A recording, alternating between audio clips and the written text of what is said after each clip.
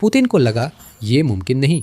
2014 में रूस द्वारा क्रीमिया कब्जाने पर पुतिन ने सोचा खेल खत्म हो गया, क्योंकि यूक्रेन के पास इसे वापस लेने की ताकत या हिम्मत नहीं थी। क्रीमिया कभी आज़ाद नहीं होगा। देखिए, समय बदल गया है।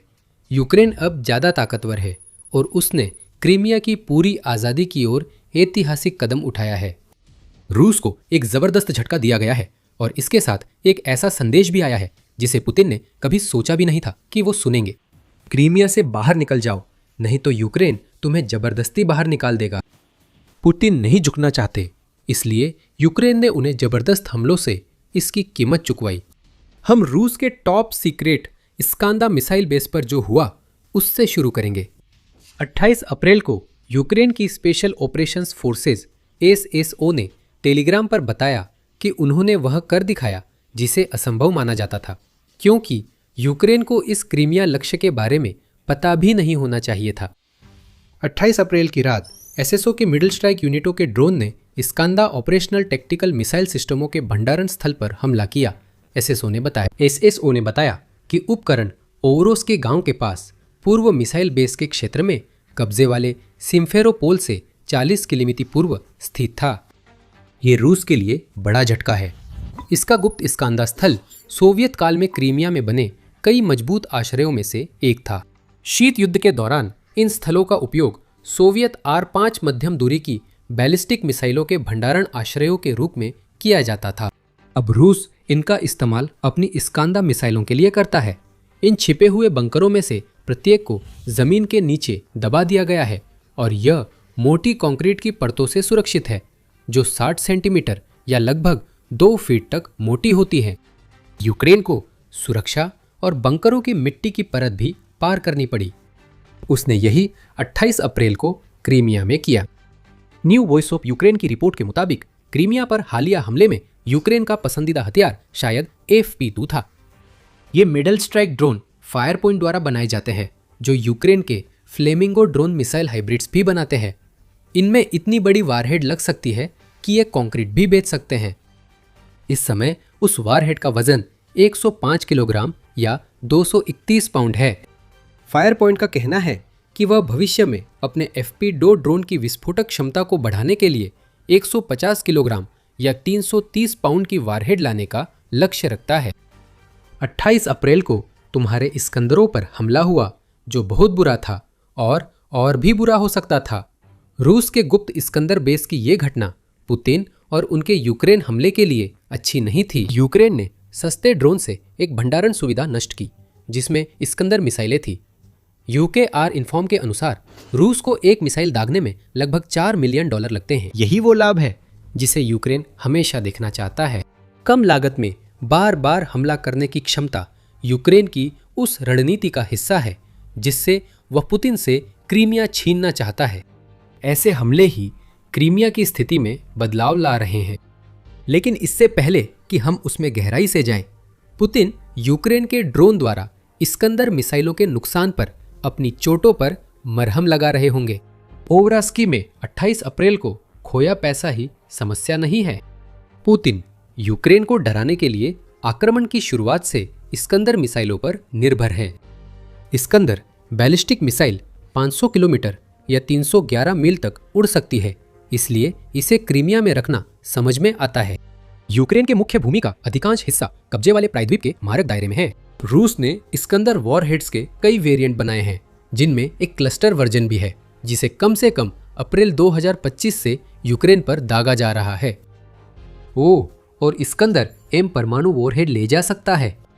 पुतिन के पास क्रीमिया में इस्कंदर मिसाइलें होने से वह यूक्रेन के खिलाफ परमाणु विनाश की निहित धमकी बनाए रख सकता है।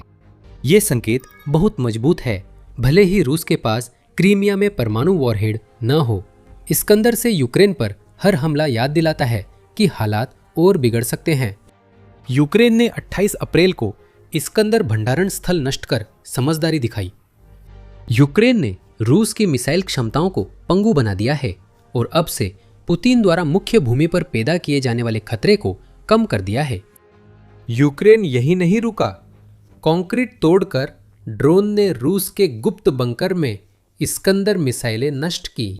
2 मई को क्रीमिया में रूस की इस्कंदर क्षमताओं पर फिर हमला हुआ। यूक्रेन की रक्षा सेनाओं ने रात में हमलों की एक श्रृंखला में कब्जे वाले प्रायद्वीप पर इस्कंदर मिसाइल सिस्टम के टैक्टिकल ग्रुप और कई रडार ठिकानों को निशाना बनाया, यूनाइटेड 24 मीडिया के अनुसार। यहां हम जो देख रहे हैं वो पुतिन के लिए क्रीमिया की हमले के ठिकाने के रूप में उपयोगिता को कम करने के लिए एक सुनियोजित अभियान है। अगर वह प्रायद्वीप से इस्कंदर नहीं चला सकता तो और क्या कर सकता है? यूक्रेन के ड्रोन जब रूस की इस्कंदर मिसाइलों को नष्ट कर रहे हैं तो पुतिन के मन में यही सवाल होगा। पुतिन के अवैध कब्जे के बाद क्रीमिया में बसे रूसियों को यूक्रेन किसे निशाना बनाता है ये खास मायने नहीं रखता। मायने यह रखता है कि यूक्रेन ने कुछ भी निशाना बनाया और वह सालों से ऐसे हमले करता आ रहा है। पुतिन की पूरी पकड़ क्रीमिया पर इस बात पर टिकी है कि वह प्रायद्वीप की सुरक्षा कर सके। सुरक्षा कमजोर हो रही है। यूक्रेन द्वारा क्रीमिया के हवाई क्षेत्र में भेजे गए हर ड्रोन से रूस की जनता को याद आता है कि उनके नेता का शुरू किया युद्ध कभी भी उनके पास पहुंच सकता है। अगर रूस के नागरिक चले जाएं, तो पुतिन की क्रीमिया पर पकड़ कमजोर होगी। यूक्रेन यहां जो कर रहा है वह उन नागरिकों को एक संदेश दे रहा है, जब तक मौका है निकल जाओ, क्योंकि हालात और भी खराब होने वाले हैं। उस संदेश को असरदार बनाने के लिए यूक्रेन को जोरदार कदम उठाना था। इस्कंदर ठिकानों और राडार पर हमला अच्छी शुरुआत है। यह यूक्रेनी क्षेत्र पर मिसाइल हमलों को रोकने और क्रीमिया में रूसी संपत्तियों पर भविष्य में और ड्रोन हमलों की संभावना बढ़ाने के लिए अच्छा है। यूक्रेन को कब्जाधारियों को बताना था कि क्रीमिया छोड़ने के लिए उनके पास कम समय है।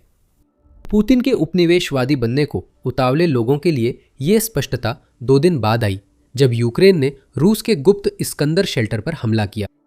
यूक्रेन ने केर्च ब्रिज को निशाना बनाया, जो क्रीमिया को रूस की मुख्य भूमि से जोड़ता है। और अधिक सटीक रूप से कहे तो यूक्रेन ने एक चेतावनी भरी गोली चलाई, जिससे क्रीमिया के कब्जाधारियों को पता चल गया कि वह पुल को बेअसर करने की तैयारी कर रहा है। 30 अप्रैल को यूक्रेन की नौसेना ने एक टेलीग्राम संदेश पोस्ट किया, जिसमें खुलासा किया गया कि उसने कुछ FSB गार्ड बोट्स को नष्ट कर दिया है, जिन्हें फिलहाल केर्च ब्रिज की सुरक्षा का जिम्मा सौंपा गया था। 30 अप्रैल 2026 की रात को यूक्रेन की सशस्त्र सेनाओं की नौसेना की ताकतों और साधनों ने केर्च जलडमरू मध्य क्षेत्र में जहाज और नाव के बेड़े को नुकसान पहुंचाया। यूक्रेन की नौसेना ने घोषणा की। उसने बताया कि उसे पता है कि उसने क्या निशाना बनाया। हमले में रूसी FSB की पेट्रोल बोट ज़ोबोल और एंटी सबोटाज बोट रचानोक पर प्रहार हुआ। हमले के परिणाम स्वरूप दुश्मन को अपूरणीय क्षति हुई और लोग घायल भी हुए। बिल्कुल, नावें पुल रही है, लेकिन बात ये नहीं है। यूक्रेन ने यहाँ 2 काम किए। पहला, इसने वह चेतावनी दी जिसका हमने पहले जिक्र किया था, उन सभी लोगों को जो कब्जे वाले क्रीमिया में सुनने के इच्छुक या सक्षम हैं। केर्च पुल की सुरक्षा में तैनात वही नावें अब नष्ट की जा रही हैं। अगर ये संभव है तो सोचिए यूक्रेन पुल के साथ क्या कर सकता है। ऐसा नहीं है कि यूक्रेन का इस पुल को निशाना बनाने का कोई पिछला रिकॉर्ड नहीं है। रूसी मुख्य भूमि तक जाने वाली उस जीवन रेखा पर पहले भी कई बार हमला हुआ है। हाल ही में जून 2025 में यूक्रेन ने केर्च पुल के कुछ स्तंभों में 1000 किलोग्राम से ज्यादा यानी करीब 2200 पाउंड TNT लगाकर बारूद बिछाया था। उस धमाके के बाद पुल पर और हमले हो सकते हैं। यही हमें यूक्रेन हमले के दूसरे पहलू तक लाता है। यह एक नींव रखने जैसा है। आज रूसी गश्ती नौकाओं को खत्म किया जा रहा है, कल खुद पुल को निशाना बनाया जाएगा। यूक्रेन सुरक्षित समुद्री मार्ग बना रहा है, जिनका इस्तेमाल वो अपने समुद्री ड्रोन और अन्य हथियारों को कर्च पुल तक भेजने के लिए कर सकता है। यह संयोग नहीं कि यूक्रेन रूस युद्ध में यूक्रेन ने नए बेहतर ड्रोन पेश किए हैं और हमले हो रहे हैं। इन समुद्री ड्रोन में सबसे प्रसिद्ध सी बेबी है, जिसे अक्टूबर 2025 में अपग्रेड कर इसकी पेलोड क्षमता 2000 किलोग्राम यानी 4400 पाउंड से अधिक कर दी गई। ये उससे दुगुना TNT है जितना यूक्रेन ने 2025 में केर्च ब्रिज को नुकसान पहुंचाने में इस्तेमाल किया था, और यही रूस 2026 में अपने पुल की ओर नहीं देखना चाहेगा। अब जब गश्ती नौकाओं को नष्ट कर दिया गया है तो अब शायद वही होगा। लेकिन यहाँ कुछ और बड़ा चल रहा है, जो दिखने में क्रीमिया में 2 अलग अलग हालांकि प्रभावशाली हमले लग सकते हैं, वे असल में एक बड़े मकसद की पूर्ति कर रहे हैं। ये रूस को कब्जा किए प्रायद्वीप से बाहर निकालने की बात है, जो अप्रत्याशित था और सब बदल देता है। उससे पहले आप द मिलिट्री शो देख रहे हैं और यही वजह है कि हम अपने वीडियो बनाते हैं, ताकि हम समझा सकें कि युद्ध में अक्सर क्या अनदेखा रह जाता है। आज ही सब्सक्राइब करें ताकि आप हमारा विश्लेषण मिस ना करें। अब यूक्रेन पारंपरिक तरीके से क्रीमिया को वापस लेने वाला नहीं है। प्रायद्वीप पर धावा बोलने के लिए हजारों सैनिक भेजना विकल्प नहीं है। यूक्रेन को मुख्य भूभाग पर रूस के हमलों से बचाव के लिए अधिक जनशक्ति चाहिए, खासकर डोनेट्स्क में, जहां रूस ने एक वसंत आक्रमण शुरू किया है जो शायद साल भर चलेगा। क्रीमिया पर हमला करने के लिए उन रिजर्व सैनिकों को बुलाना होगा जो यूक्रेन के पूर्वी हिस्से की लड़ाई के लिए जरूरी है। क्रीमिया पर जमीनी हमला लॉजिस्टिक रूप से मुश्किल है। पुतिन ने वर्षों से प्रायद्वीप पर सैनिकों को इकट्ठा किया है और 2020 तक तैनात 32,500 सैनिकों में से अधिकतर अब भी जमीनी हमले से रक्षा को तैयार है। यहां तक कि अगर यूक्रेन को अपनी रक्षा की चिंता न भी करनी पड़े तो भी कब्जे में लिए गए क्रीमिया पर पारंपरिक हमला करना एक बहुत बड़ी चुनौती होगी। यूक्रेन के पास अपनी सेना को प्रायद्वीप में भेजने के लिए बहुत ही सीमित विकल्प है। युद्ध में यूक्रेन द्वारा रूस के काले सागर बेड़े की कई संपत्तियां नष्ट करना प्रभावशाली रहा है, इसलिए उभयचर हमला असंभव नहीं है। यह सब मिसाइलों और ड्रोन का इस्तेमाल करके हासिल किया गया है। यूक्रेन के पास वास्तव में वह नौसैनिक क्षमता नहीं है जिसकी जरूरत हजारों सैनिकों को काला सागर पार कराकर क्रीमिया तक ले जाने के लिए होती है, और ऐसी किसी भी कार्रवाई की कोशिश करना अनिवार्य रूप से भारी हताहतों का कारण बनेगा, क्योंकि रूस आने वाले सैनिकों पर हमला करेगा। सिवाश के रास्ते क्रीमिया में घुसना बेहतर विकल्प हो सकता है, क्योंकि वहां उथले लैगून हैं जो भाटे के समय पार किए जा सकते हैं, लेकिन यह अब भी खतरनाक है। सिवाश एक चोक पॉइंट है जिसे रूसी तोप और मिसाइलें निशाना बना सकती है। यही 3 मील लंबी जमीन जो क्रीमिया को खेरसोन से जोड़ती है पर भी लागू होता है। उस पट्टी को पेरिकोप का इस्तमुस कहते हैं और वह इतनी चौड़ी नहीं है कि यूक्रेन रूसी रक्षा के चलते बिना भारी नुकसान उठाए क्रीमिया में सैनिक भेज सके। इसलिए यूक्रेन के लिए पारंपरिक सैन्य तरीके से क्रीमिया को आज़ाद कराना संभव नहीं है, लेकिन इसकी ज़रूरत भी नहीं है। जैसा कि हमने पहले बताया था, क्रीमिया पर पुतिन की पकड़ की कुंजी यह है कि वह अपनी अवैध विलय के बाद क्रीमिया में आए रूसी नागरिकों की ओर से प्रायद्वीप की रक्षा करने में सक्षम हैं। यह एक बहुत ही सीधा सौदा है। वे नागरिक पुतिन की ओर से क्रीमिया का रूसीकरण करते हैं और पुतिन यह सुनिश्चित करते हैं कि क्रीमिया पर हर दिन यूक्रेनी ड्रोन और मिसाइलों से बमबारी न हो। यही से यूक्रेन को क्रीमिया की आज़ादी का मार्ग मिलता है। अब प्रायद्वीप के लिए एक नया गैर पारंपरिक तरीका अपनाया जा रहा है। यूक्रेन की क्रीमिया रणनीति पुतिन की पकड़ कमजोर करने और क्रीमिया को रूसी लोगों के लिए सुरक्षित बनाने वाले सैन्य संसाधनों को नष्ट करने पर केंद्रित है। यूक्रेन द्वारा रूस के काला सागर बेड़ा पर समुद्री हमला योजना का पहला चरण था। युद्ध के पहले 2 वर्षों के दौरान यूक्रेन ने उस बेड़े का हिस्सा रहे रूसी युद्धपोतों को एक एक करके निशाना बनाया। यूक्रेन अभी भी ऐसा कर रहा है। 18 अप्रैल की रात को यूक्रेन ने कब्जे वाले क्रीमिया में रूसी लैंडिंग जहाजों की एक जोड़ी पर हमला किया। काला सागर बेड़े के खिलाफ रणनीति से उसका 1/3 हिस्सा नष्ट या निष्क्रिय हो गया, जिससे पुतिन ने युद्धपोतों को सेवस्तोपोल मुख्यालय से बाहर कर दिया। रूस के क्रीमिया रक्षा में दरार आ गई थी। असल में यह सिर्फ एक दरार नहीं बल्कि कवच में बड़ी दरार थी, क्योंकि रूस के लिए क्रीमिया की रक्षा करने वाला नौसैनिक बल नोवोरोसिस्क वापस बुला लिया गया, जहां उसकी प्रभावशीलता कम है। काला सागर पर इतना नियंत्रण स्थापित हो जाने के बाद यूक्रेन अपनी रणनीति के दूसरे हिस्से पर ध्यान केंद्रित करने में सक्षम हो गया, जो कि क्रीमिया में ही सैन्य संपत्तियों का लगातार और निरंतर क्षरण करना रहा है। यूक्रेन ने क्रीमिया को इस मायने में कमजोर कर दिया है कि अब वह तरह की लॉजिस्टिक भूमिका निभाने में सक्षम नहीं है जैसा कि पुतिन ने अपने आक्रमण की शुरुआत में सोचा था। आपूर्ति श्रृंखलाएं क्रीमिया के अंदर और बाहर दोनों ओर काट दी गई है, जिससे यह प्रायद्वीप समर्थन से लगातार अधिक अलग थलग पड़ता जा रहा है। यूक्रेन क्रीमिया पर हमलों को लेकर और साहसी होता जा रहा है। जिन पर हमने चर्चा की वे अनेक हमलों के बस कुछ उदाहरण हैं जिन्होंने रूसी वायु रक्षा से लेकर सैनिक जमावड़ों तक को निशाना बनाया। असल में पहले वाले पर हमले इतने तीव्र रहे हैं कि संभवतः इन्हीं हमलों ने वो हवाई गलियारे खोल दिए जिनकी यूक्रेन को अपने ड्रोन को गुप्त इस्कंदर ठिकानों जैसी जगहों तक पहुंचाने के लिए जरूरत थी।